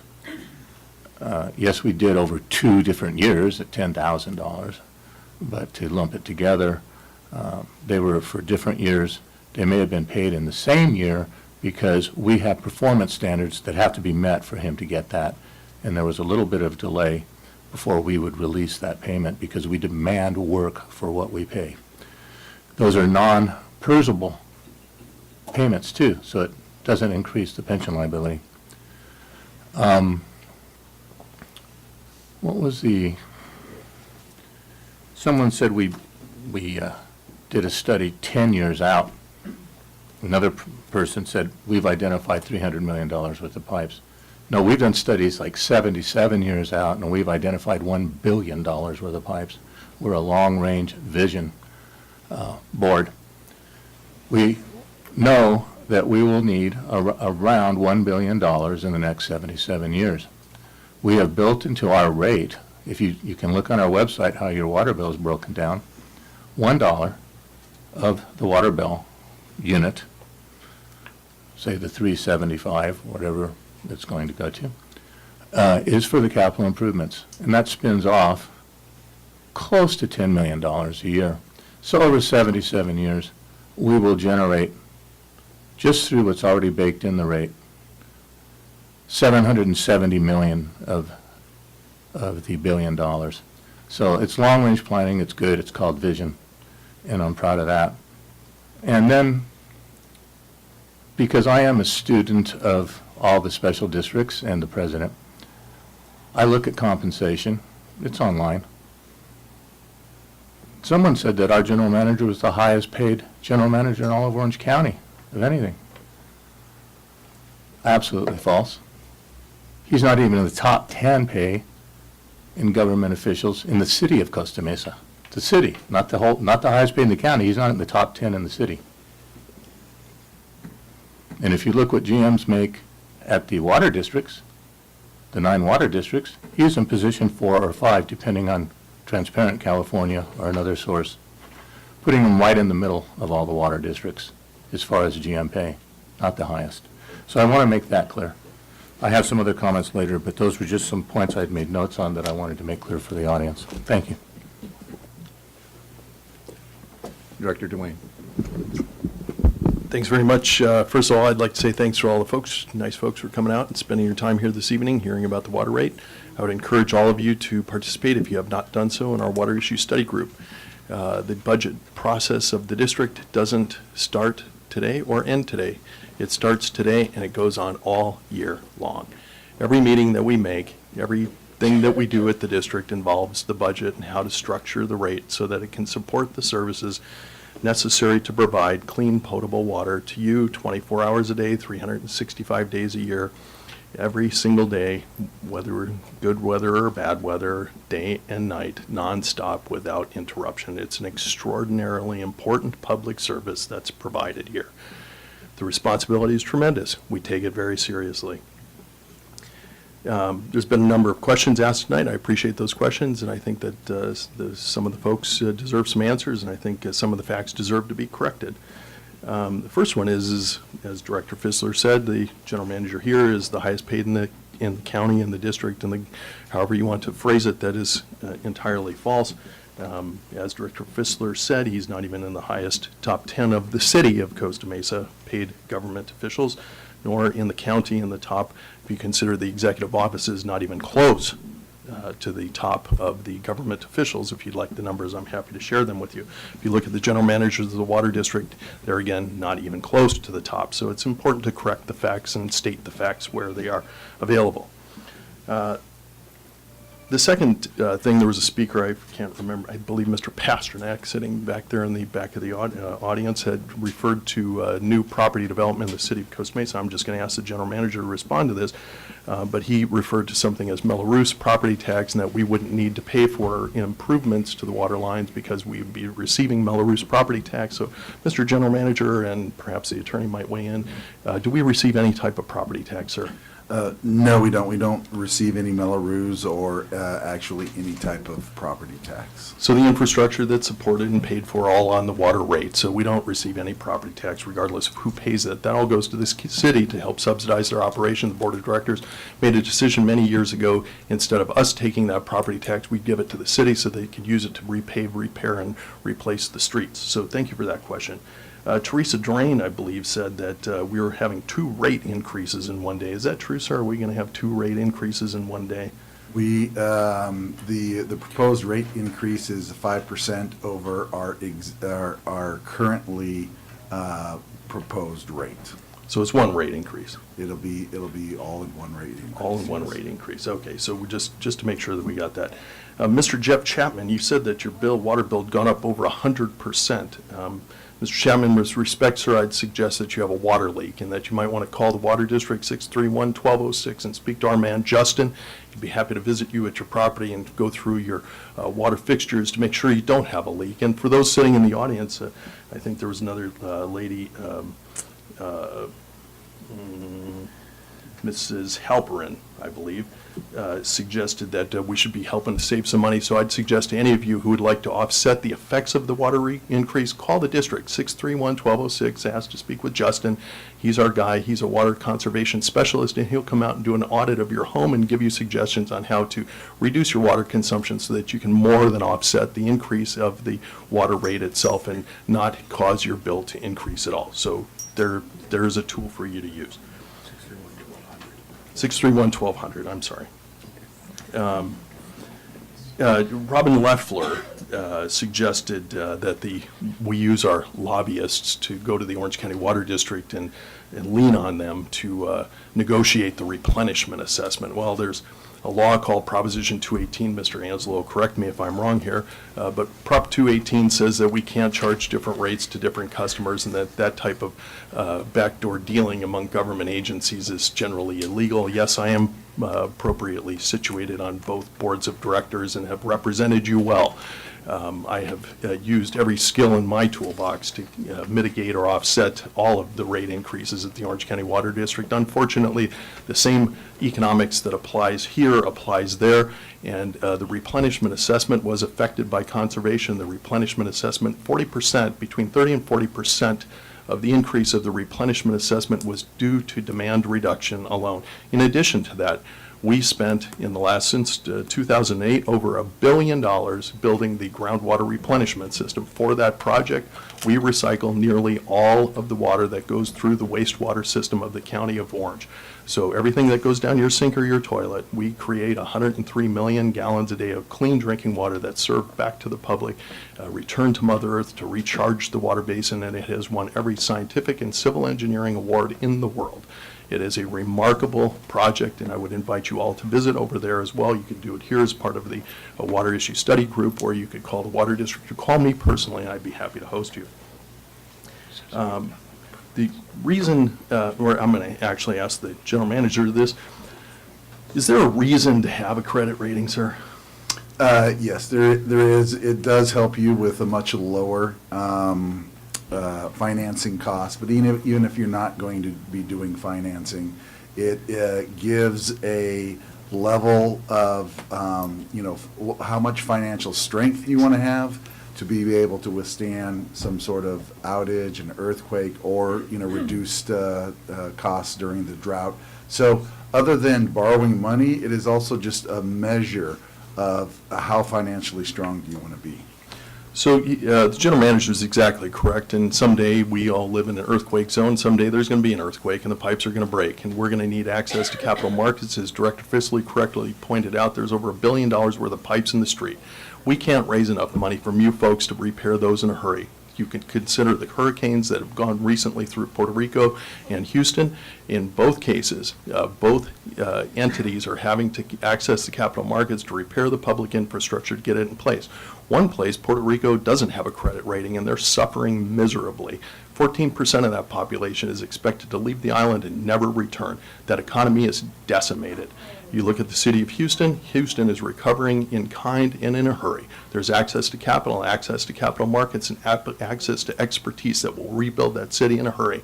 We will need the same, and we're preparing for the future, and it's part of our responsibility. And as I said before, we take it dead serious. There is a difference in the cost of capital. This morning at the Orange County Water District, I chaired the Finance Committee. We have a AAA credit rating there. The difference in cost for us to access the capital markets between a AAA credit rating and the bottom of investment grade is 10 times. It is 29 basis points is our cost today. If we didn't have our AAA credit rating and we sacrificed it and sacrificed the capital structure of the district, it would cost us 2.5% versus the 29 basis points that we pay today. It's 1/4%. All of that saves you money. So we're doing the things necessary to administer the district in the most cost-efficient manner. I can assure you, if you guys have any better ideas, I'd be happy to hear them, and I would advocate strongly at this board of directors and try to persuade them to my way of thinking. So I would just like to say one other thing, and that is this. We spend a tremendous amount of our time, I spend a tremendous amount of my free time working on this project known as the Water District. Folks that come in here sometimes are insulting, rude, and disrespectful. I find that behavior unpersuasive. So if you folks are serious about your comments and serious and want us to take them seriously, I would suggest to you that you present them professionally. Thank you very much. Director Dwayne DePasquale. Well, first off, thank you everyone coming tonight. I know how challenging it can be to give up your time to come sit in a public hearing. They're long, they're cold. I appreciate some of you out there came prepared. But I did want to I think everyone handled themselves with decorum, and your comments are not lost. Being the one with the least amount of tenure on the board, my perspective is a little newer, a little different than my colleagues. I don't think any of the comments will be taken for granted. A couple quick notes just to respond. A couple people asked for help. If you reach out to the district, Director Dwayne mentioned, we have a gentleman on staff. His name is Justin. I had the opportunity to chat with him at our water issues group. He's wonderful, extremely knowledgeable. He will come out, he will help you. And like some of the other directors said, if you've seen a spike in a water bill, call the district, have them come out, we can help you. Use this as a resource. There were some comments about sprinklers in a park. That's probably a school district issue. I think that gentleman left, but call the school district, call the city. I walk tremendously around Costa Mesa, and I'm on the city app all the time reporting things. Let people know. A lot of times it's an innocent problem when, sprinklers get broken or a landscaper runs something over. When you see stuff like that, it's not a water district sprinkler. Often it's private property or a park or a school district. One thing I wanted to say, because there were some comments made that I won't repeat about our staff. Being the newest director, I have had the opportunity to spend a a lot of time with our staff. They have been extremely gracious, giving up their time, weekend time, time when they should have been at home, driving me around, explaining things to me, opening up facilities, showing me how to get through a building, you name it, from the most technical explanation and presentation down to literally just taking the time to come introduce themselves. I think Costa Mesa is a wonderful place. The staff at Mesa Water District, and I said this at a meeting, are some of the happiest, most delightful people you will run across. So I just think that it's important to note that. A tremendous number of our staff, when you talk about the positions, are highly trained, licensed, long tenured, highly technically skilled professionals who come here, and God bless them, love what they do, and we all benefit from that because we take it for granted. I think someone said earlier, we're all fans of water. Most days, today would be an exception, we turn on our faucet, we wash our hands, we fill a glass at our fridge, whatever the action is we're taking, the water just comes out. We don't think twice. We are so fortunate that that's the case. One of the other directors covered the breaks in detail, and I will say again, I know it's hard. Sometimes you may not want to come to a meeting at 3:30 at a water district on a Thursday, but all of our meetings are open to the public, specifically with the water breaks this summer. All of that information is available on our website, all of the staff reports, all of the presentations, all the outside reports. If you have questions, I can assure you if you called any one of us sitting up here, we'd be happy to have a glass of water or a cup of coffee made with Mesa Water and go through them. And I appreciate that coming and sitting in meetings to hear about why there were pipe breaks may not be that interesting, but all of that information and data is available to everybody. But I'm just going to close with, because I think I circled the word as I was taking notes here. The word help came out a lot, and I think the hardest thing we ever do is ask for help. So I can't encourage everyone enough. Reach out to Mesa Water staff. We have a great customer service department. Reach out to Justin. The poor guy's probably going to get a ton of calls now this week. Get information, because I think there are tremendous resources that go unused here that we all have available to us. So, but again, I just wanted to thank everybody for their time, coming out, and most importantly, I would say, and I sit in a lot of public hearings, this was one of the more respectful exchanges I've seen in a long time, so thank you for that. Dr. Bachmiller, you had another comment you wanted to make? I think this thing worked. Director Dwayne answered the point, or asked our general manager about the Mello-Roos. Mello-Roos is a specific form of tax funding. I'm not sure that any of the current developments within the city of Costa Mesa are Mello-Roos developments. And so I don't believe there are any Mello-Roos things, and Mesa Water would not be receiving any tax pay from that, even if there were. So just to be clear on that, somebody came in and made some unfortunate comments, which I won't repeat, but just know that at no time does Mesa Water waste water. Mesa Water provides water. We don't waste water. Mesa Water provides clean, plentiful, and affordable water 24 hours a day, pressurized at your tap. And though there may be the occasional line break in the life of a pipe of 75 to 150 years, the outage is a mere blink of eye in its lifetime. So Mesa Water is there for you. And another comment was made about the Mesa Water Reliability Facility, formerly known as the Color Water Treatment Facility. It was claimed that facility operated for only 3 years. That is just factually incorrect. The facility operated for 12 years. And due to changing water regulations, not requested by Mesa Water, we were required to change our treatment process, so we did. Guess what? Things change, we had to change. So it's unfortunate the individual who made those comments chose to absent himself. He's made them before. They were false then, they're false now. So we just need to clarify the record. I don't know why the individual continues to repeat false information. He's been given the correct information over and over and over again, yet continues to repeat lies. I do not understand why people repeat lies. It drives me nuts. It was a lie, and that's all there is to it. Thank you. Well, I'd like to thank the rest of the board for your comments. I will share one comment that somebody, during the course of the discussions, talked about the fact that you were using less water, or people are using less water, but their water bills are back up. The amount of water they're using is back up. Nobody's saving water anymore, which is blatantly false. The community as a whole continues to save nearly 10%. I think it's a little bit more than 10%, but it's right in that neighborhood. So we're still saving water, and that means that we're selling less water, but still having to have the same people to operate the entire system. We can't operate 10% less of the system, or you would get 10% of the water at your home shut off occasionally. So it just doesn't work that way, folks. I mean, we have to sell water to have the money, and it has an impact on us because the operations have to continue. And so I, too, thank you all for all of your comments. As the other directors have indicated, we take them to heart. We do listen. We are very concerned about your interests and your concerns.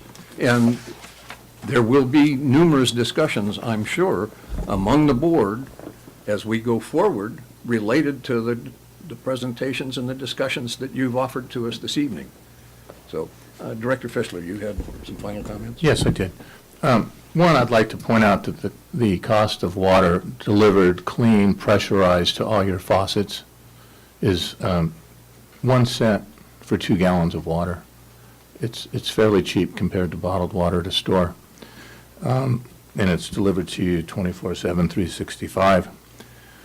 We did have an outlier in the number of breaks due to pressure regulator. It's an outlier. However, the number of breaks we had, those 10 or 11, or 9, is typical for a year, maybe. Around, how many do we have in a year? Typically about 12 mainline breaks. About 12 mainline breaks a year. So For the 350 miles. for 350 miles of pipes, we turn all our valves, which will stop the flow of a break, every other year, right? A valve is turned. Someone mentioned in LA when they have a break, they're transparent. Well, I remember watching the water cascading down UCLA forever because they could not shut off the water by turning valves. They had to keep going farther and farther to find a valve that works. So our valves work. It also was mentioned maybe we should get a study to see if we could even be more efficient than being the most efficient water district in Orange County for 5 years running. We're always looking for that. We've had experts come in, shadow all our workers, give us great suggestions, and that's why we're the most efficient. We have cross-training. We don't need to get in all the details. When we've also done that for safety, and we have, 1,500 days without a lost time accident in the field, even though 4 years because of our safety training, which saves you money, and we get rebates on our insurance. Huge rebates because we're not doing this. So we're also a leader across the nation in water loss through our pipes, even including these breaks, because breaks are normal. It's no one's fault. It happens. We're almost world class. We're under 4%. Most districts are 12%? Some are 100. California are 12. We're a leader in the tightness of our system because of our dedication to stay on top of the infrastructure. And I'm proud of that. So I want to thank all of you for coming out tonight. We're elected as a board to represent the owners of this Mesa Water District. The owners are you, not the staff. You own it. You elect us to run this district, much like a board of directors represents the shareholders of a private company. As a board, we had a vision of several things we wanted to achieve. Financially, we wanted to work hard for the AA credit rating to lower the cost of financing and to finance that important project at the Mesa Water Reliability Facility that freed us from being dependent on any imported water, which is very expensive. We're the only water district in Orange County that can provide all our needed water demand from local groundwater wells. That's huge savings for you. It also reduced the carbon footprint of the district by having that facility. We also financially wanted to fund some reserves. And during the state mandate of the drought, where we were told to deliver 20% less water, and other water districts had 18%, many 30%, 36%, 25%, it all varied. Almost all of them had double-digit rate increases, some up to over 30, a couple over 30% in 1 year.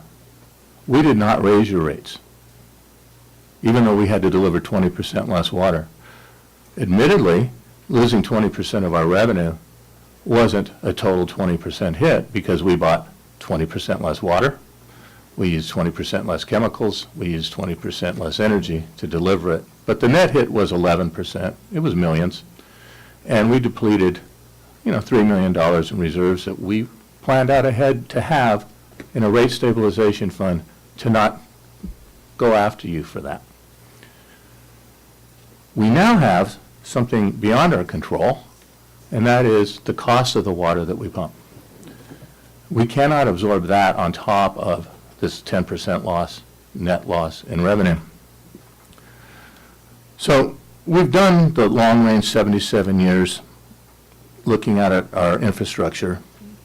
And to be clear, the cost of the water we pump has nothing to do with our miles of pipe, our reservoirs, our hydrants, our pumps, our wells. That's all other stuff we do. Water just doesn't magically appear. So, and we planned for that $1 billion, as I told you earlier, over 77 years. Because we're individuals. Hopefully, although some of us can't, I know I can't always, I haven't been able to, but you'd like to plan to replace your roof as a homeowner and save. You'd like to have money to replace your water heater, your furnace. You repair your car and eventually you replace your car. We can't all do that, I understand that. If my roof goes, I might have to access the credit markets with my good credit rating, hopefully. But Mesa Water has planned for that future. As I said, $1 of our rate is to fund these capital improvements. Another goal we had as a board was efficiency, reduce staff from 71 to 57, and now we just heard 3 more, which we will be presented in a couple of months by the general manager what those positions are. So I don't know what they are. So before those 3 positions, that was a 19% decrease in staff. That's efficiency. We bargain with our union on what we pay our employees. Their raise on a 4-year contract totaled 3.2%. That's less than 1% a year. 0.8% a year is what our staff got. We instituted elite customer service programs, which we lobbied for. I brought it up originally because I spent 13 years as a Southern California regional manager for Nordstrom stores, and customer service was my forte, and I visited 2 weeks every year in Seattle with the Nordstrom family to learn about elite customer service. I love seeing it occur here in this district. We lobbied. There's talk about lobbyists. Legislatively, we saved a lot of money. We saved a lot of state mandates. Personally, when I was president 4 years ago, this general manager here went around with me to the 19 pumpers. Well, we didn't go to ourselves, and we didn't go to Irvine Ranch Water District, but the 17 of them, because there was a thing in past agreements that any land that filtered down into the basin could access the basin, and Irvine Ranch had got some land, and they said now they want water for that. And truthfully, they were allowed to have it. But that deal was made 20 years ago.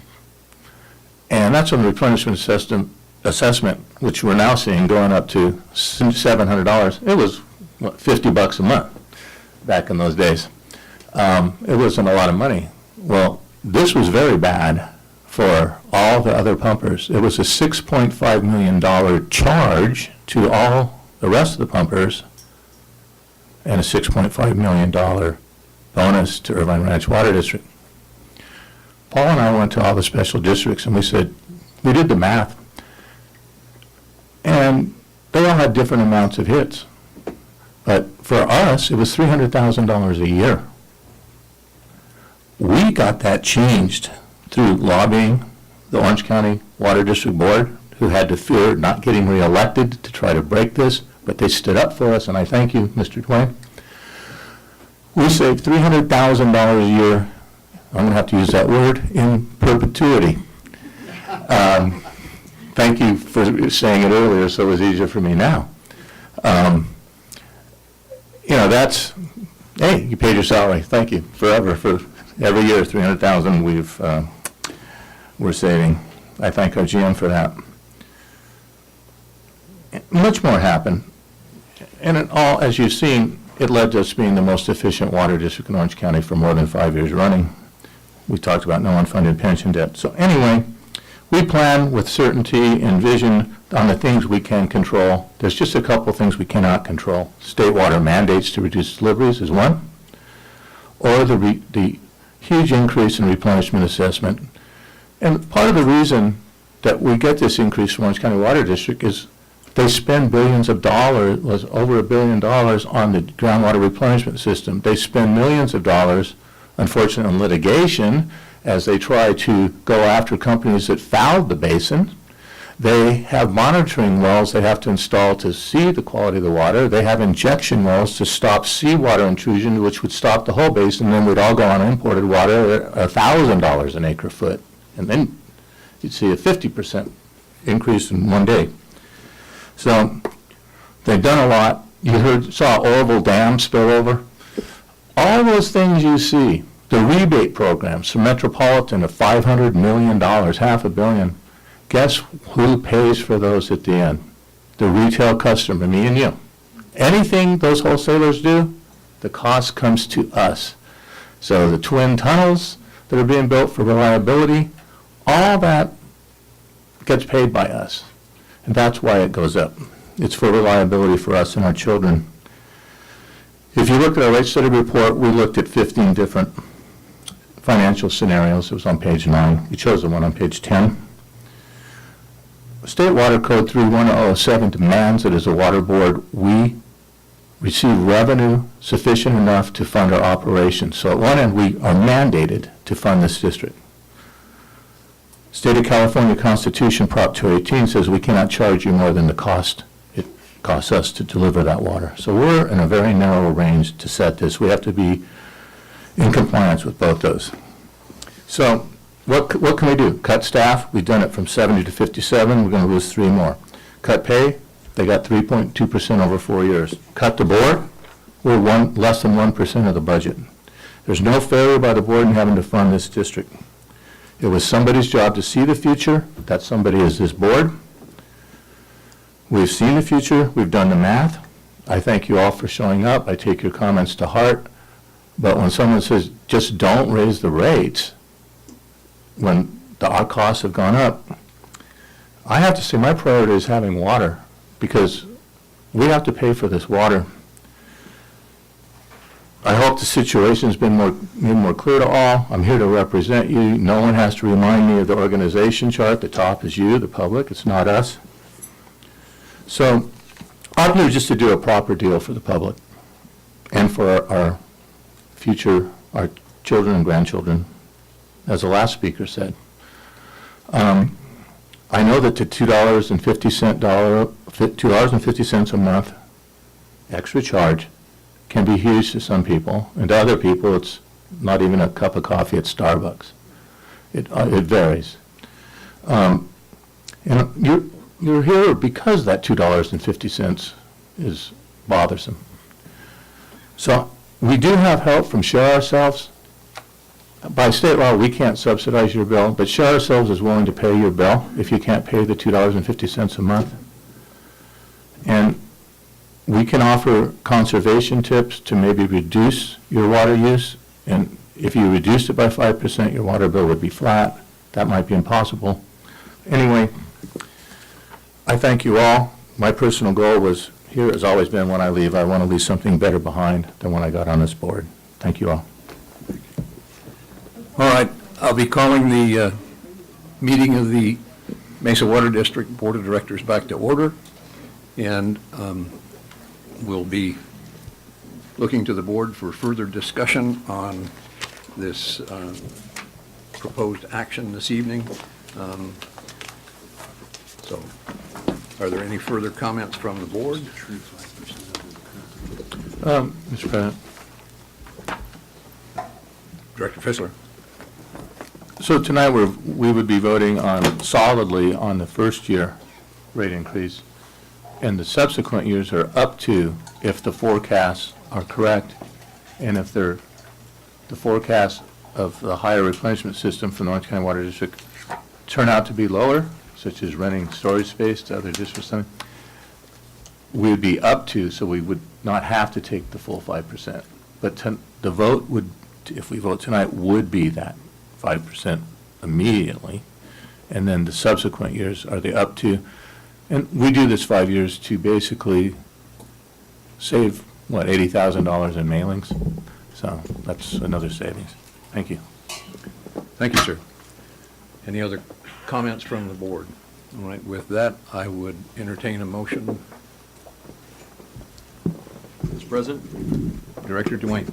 I'll move Resolution 1505, determining compliance with the procedural requirements, making findings, revising water rates, revising meter rates, revising fire line standby charges, and adopting a rate and charge implementation schedule, amending water rate and charge schedule, taking related actions, and superseding resolutions numbers 1439 and 1475 for approval.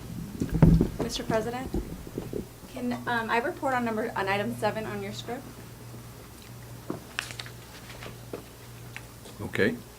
If there's no further comments from the public, and I believe we have one speaker card, Ms. Leffler? Did she not speak? She gets the second bite at the end. Right here.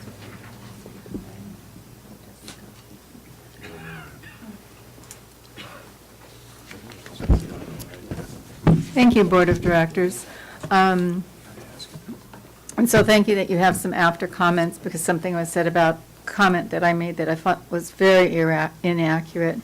And rather than, you, Mr. Dwayne, rather than speaking to the public in a way that would better help people understand, it seemed like you picked apart everything that the audience had that was just a little bit of misinformation. And this is the public. They're not always going to get it right. They don't always all understand. And I think that what you did was kind of disrespectful to the public. And I think everybody here, it seemed like, was very respectful towards the board. So what I would like included in the record tonight, and I apologized, I didn't know it was illegal for a lobbyist to talk to the OCWD, but I think that the intent of what I said was ignored and to focus on a mistake that I made. And the intent is that it just seems to me like there has to be a way to negotiate with OCWD, and you guys would be the ones to do it. And if there's any slack or give in your organization where this could be alleviated for the ratepayers, or OCWD, you could talk with them and see if they can do everything to alleviate it. That was the point. And although many people here made many mistakes, the point of what everybody except one person said was, please don't raise the rates this much on us, because they're just asking you to do that. And some of us asked you to really please seriously consider rolling back the raise that you get at this time. And I know that Director Atkinson did not take that, and I think that, was it Tamianka did not take that raise either? Or I don't know that you didn't take it, you didn't vote for it. And I just want to say that I appreciate that. You're very well compensated. And we appreciate the work that you do. And I do appreciate that at least a couple of you decided that you were paid plenty for what you do. Thank you. Thank you, ma'am. Ms. Garcia, would you please report to the board any written protest to the proposed revisions of Mesa Water's water rates? Mr. President, as of 6 p.m. today, the district received 65 valid written protests prior to the hearing and 7 walk-ins prior to the ending of the public. Sorry. The number of written protests or comments received as set in the Mesa Water policies does not equal a majority of the property owners within Mesa Water service area. Thank you, ma'am. So we have a motion from Director Dwayne. On the rate increase? Yeah, I will second. Okay. Thank you, sirs. Any other comments or discussion from the board? Hearing none? So as Director Fissler says, this is an up to, except for the first year. It could be an up to that amount, and I will hold us to that up to. Thank you. Thank you, sir. Director DePasquale. So, Yeah, just in closing, I wanted to say that I think we have to focus on what we have control over. We have control on our spending, we have control on our efficiencies, and we have a phenomenal track record of all that. That being said, it doesn't mean you take your eye off the ball. It doesn't mean that tonight is the end of the road. I think the most important thing we can do after tonight is to give our ratepayers continued assurances that those things, a lot of tightening of the belt, where can more efficiencies be made? Where are there more cuts? I think there were a lot of good comments from the public, and without singling out anyone specifically, I think as a board and our staff will go back and consider all of those and that they did not go unheard. thank you, Director DePasquale. Will the district secretary please call the roll, please? Director DePasquale? Aye. Director Dwayne? Aye. Director Fissler? Aye. Vice President Bachmiller? Aye. President Atkinson? Aye. Motion carries. Thank you all. And that takes us to the reports. Item 17, the report of the general manager. Thank you very much. At our last meeting, we booked the next workshop for, what day was it, March? Do you recall? Oh, here we go, thank you. Yep, for March 26th. Staff will send out a meeting request early next week unless anyone has identified a conflict. The Chamber of Commerce Breakfast Boost is dark this month, so if that's on your calendar, you can take that off. Due to the Thanksgiving holidays, the LPAC committee, it will be next Thursday. And the GM reviews are due to President Atkinson at or before that meeting next Thursday. Finance Committee is on Monday, this coming Monday, the 20th, and E&O is on Tuesday, the 21st. And lastly, our attorney, Rob Anslow, has an announcement he would like to make. Mr. President, members of the board, members of staff, as you know, our longtime managing partner, Mr. Alex Bowie, has been considering retirement for a number of years. So he is actually in the process of stepping off the stage after 60, God knows how many years. Our firm went through a lot of discussions as to how we would continue to serve our clients in the best way. What we have decided is that our firm, pretty much as a whole, will be joining the firm of Atkinson Andelson as of January 1st. We would hope to bring to Mesa Water in December an assignment of the legal services agreement, and the principal attorneys, myself, Jeff Hoskinson, who's here, Wendy Wiles, and the other attorneys of our firm will all be there to service Mesa's needs, Mesa Water's needs, quarter in the jar. And our goal is to make this as seamless as we possibly can.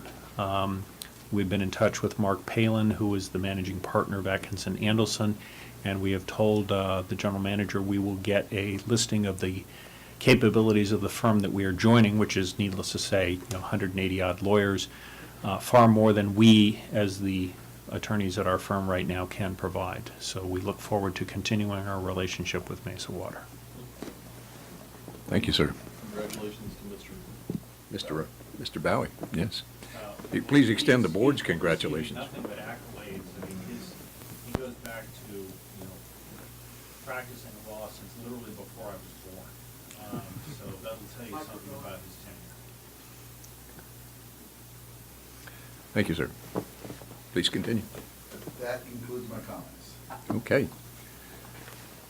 That takes us to the key indicators reports. Any comments or questions on the key indicators report? Mr. President. Director Buckman. So one of the ways in which we help our community is that we provide a water vending machine outside.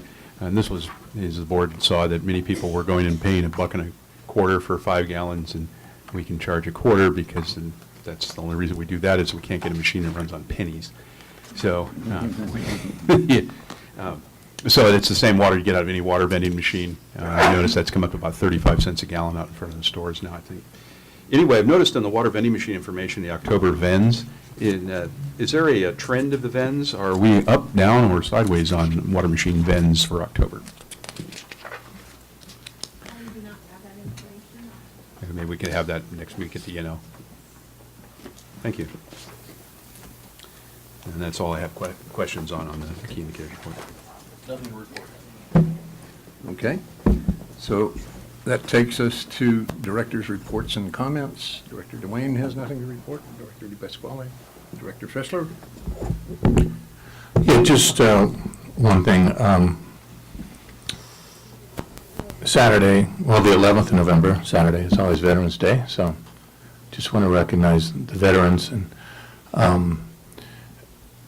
I was fortunate enough to be appointed by the Board of Supervisors of Orange County to be on the Community Development, Housing, and Homeless Commission to report to the Board of Supervisors on these very important issues. We have a opening on that commission for a veteran, or had an opening, and hopefully one that is in transitional housing and knows the system. And I was fortunate enough last week to spend 6 hours interviewing 6 veterans, formerly homeless, now in transitional housing, basically similar to Section 8 kind of vouchers through the Veterans Administration. I was so impressed with them. 4 were Marines, a couple were Army. One was Army, one was Navy. Hearing some of their stories, going through the training, sleep deprivation for days, sitting overnight in freezing mud, just to get to the equivalent of, one of the forward operation positions. I don't know what they call them exactly. But anyway, I was very impressed with them. They fell on hard times, were homeless. They had a vision. They got into this housing. We had a tough choice. We did choose one lady, a former Marine, 8 years.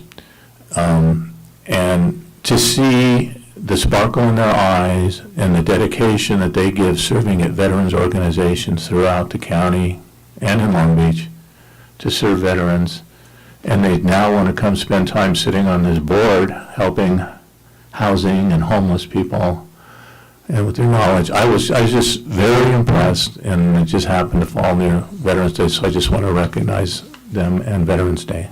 Thank you. Thank you, sir. Director Buckmiller, Vice President Buckmiller. Thank you. So I appreciate everyone who's come out here tonight. I hadn't made that thanks to you. And as I said, the rate increase is an up to, and the board will be keeping a very close eye on this over the next 4 years. And appreciate the service of all our veterans, my father and many others, including one of our speakers tonight. Her daughter serves in the United States Marine Corps, and appreciate all the service of the veterans. Thank you. Thank you, everybody. I think one of the comments that I would make, I'll share with you, the discussions that I had yesterday with some of the directors at the Urban Water Institute One of the items that will be getting added to the February conference schedule is a discussion on the unintended consequences of conservation. And it's a really significant issue for those of you that have stuck around. This is another one of those things that's driving our costs significantly, because with the reduction in water use, there's a problem with water sitting in the pipes for a longer period of time, causing nitrification. And that nitrification causes Mesa Water to have to do additional treatment on their pipes and the water that they serve.